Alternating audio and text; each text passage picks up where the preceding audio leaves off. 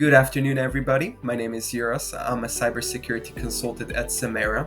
Today, we're going to briefly discuss about a new variant of ransomware that is specifically targeting dentists called Royal.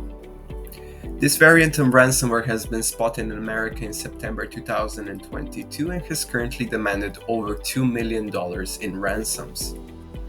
This ransomware spreads to embedded codes on Google Ads, credential abuse, and sometimes even phishing, once on your computer and encrypts all data, and then they sell it back to you. At the same time, all data that was stolen, they will sell to another party of cybercriminals on the side, so they will be making profit anyway.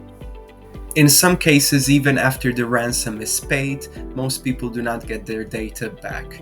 And if they do, the criminals already are aware that if you pay once, you will pay again.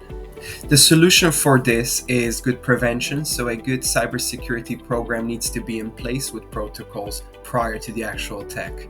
We are more than happy to help you out with that, so please, if there's something that you're interested in, give us a call now. Thank you so much. Bye-bye.